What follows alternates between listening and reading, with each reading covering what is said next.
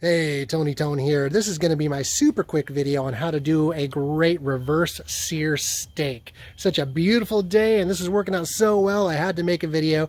Today I'm, as always, using my char griller Smokin' Champ stick burner here with a side box. And what I did here, very simple. I actually had the butcher at Bel Air cut a 2-inch thick New York steak.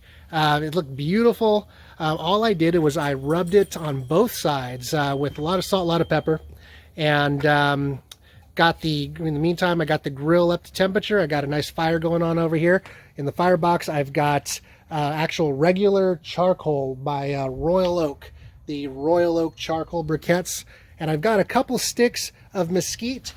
Look just like this stick right here. A couple sticks of mesquite on top to give us some nice mesquite smoke. So that's been burning there nice. I've been holding temperature here on the factory gauge about 300 degrees the whole time. And I'm using a Maverick dual probe sensor here to monitor the temperature. So the 112 is the current internal temperature of the steak. I'm gonna let that get up to about 125. And I've been keeping the temperature right on the grate surface at about 250, so it's hanging right where I want it to be. See the smokes here flowing nicely. So it's been on the grate now for about 45 minutes, and I'll let you look at the steak here. The steak is looking gorgeous. I've got that probe kind of right in the center there. See how I've got the salt and pepper all the way around there. And here, when it hits about 120, 125, or actually 120, I like it a little bit more on the rare side. I'm going to take that off.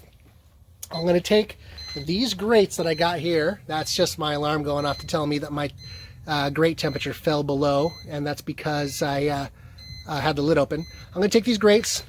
I'm going to flatten out that wood a little bit there. I'm going to put those grates right down on top of the wood, let them get nice and hot. And then I'm going to take that steak off of there. I'm going to go right onto those hot grates for just a few seconds on each side, just to sear the heck out of it. And it's going to come out amazing. I'll be right back. I'll show you that part. Okay, so meat's up to temperature now. So we're going to go ahead and take it off the grill. She's looking beautiful. Remove the probe. Whoop. Probably should have used my gloves for that. See, I'm not exactly a pro. I'm just somebody, regular guy that's been doing a lot of backyard barbecuing here and learning all the regular secrets and stuff to make it come out just right. So this steak is looking beautiful. It's just nice, and it's going to be rare pretty much all the way through from edge to edge. So here's what we're going to do. Firebox is ready to go. I got the grates in place. All I did was kind of smash down those logs a little bit to get them down far enough to where the grates are going to fit where they go right here on top. And I'm just going to take this steak here. First thing I'm going to do is I'm going to put it on its side like this. And this is the bone side. This actually has the bone inside still. So I'm just going to set that, boom, right there. Just for a few seconds. Going to let that fire sear that bone a little bit.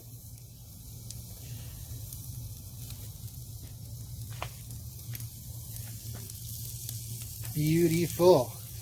All right, so that's just been a few seconds. I'm going to flip it over. I'm going to do the same thing to the fat side. Usually when I do this, the fat even actually catches fire. We'll see what happens. There we go. Might just need to hold that up a little bit with the tongs. Oh, there we go. Cool. Oh my God, that smells good. Oh yeah, there goes the flames. That's what I'm talking about. I like those flames. Look at that. Do you hear that? Oh yeah. I'm going to let that fat burn up just a little bit. Now all I'm going to do, I'm just going to tip it over. Boom. Going to count to about a minute in my head, maybe less.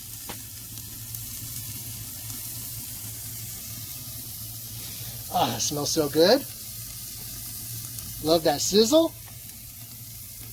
So remember, all I did is I started by taking this 2-inch thick cut of New York sirloin steak here, and all I did is I just coated it really heavily with actually a lot of salt and a lot of pepper. A lot of salt, a lot of pepper. Just coated it all over, all sides. I got the grill up to temperature. I wanted to hold that the factory gauge at about 300 and about 250 to 275 on the grate where the meat was going to be. I'm going to flip it over now. I see a little bit of blood kind of coming up right there along the bone. That's beautiful. Look at that. Look at that. Oh yeah. And once the grill was ready and up to temperature, holding it about 250 to 275, I just put it in there, just kind of like midway in the grill, so it's not really close to the firebox. I always put the bone side towards the firebox, just to make sure that that's the side that, you know, that it's going to have the most heat towards the firebox. And it's been in there for about 45 minutes. I used the Maverick internal probe to get the temperature up to about 120, which is where I like it, about 125 if you're looking for medium rare. And once that's done, like I said, just a few seconds on each side. Burn the fat a little bit, and we're talking right on top of the fire. See, it actually puts the fire out if you put it right on the fire like that. I'm just going to blacken that up just a little bit. And the cool thing about it is because you're not in a cast iron skillet, you're on a grate, it's not gonna, you're not going to end up with all the pepper sticking to the pan and not coming off. You know, it's going to actually be on your steak. It's going to be nice and peppery. It's looking beautiful. Poke at it. Oh yeah, it's just got just the right amount of give. That's how I usually tell when a steak is done. It's just starting to firm up a little bit. It's not too mushy. This is going to be beautiful. I'm going to take this off right now. And I'm going to stick it right over here on my pan. And I'm going to let that rest for a few minutes. I'm going to take that inside the house.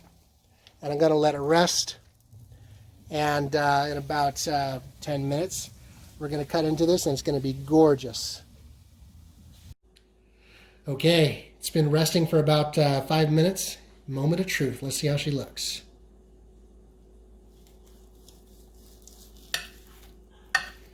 That's beautiful.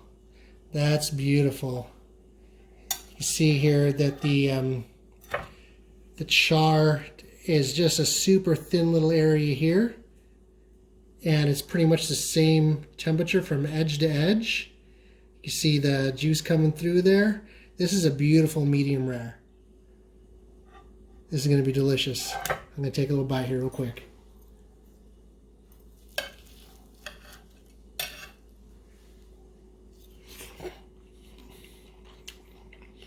Oh my God.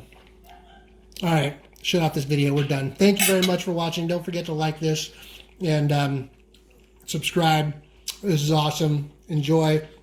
Hope you have a lot of awesome barbecuing experiences. And thanks for watching. Bye. Okay, I wanted to give you one more quick look now that it's cutting on the plate. How beautiful that is. Rare all the way through. It's gorgeous. I can't wait to eat this. Bye-bye.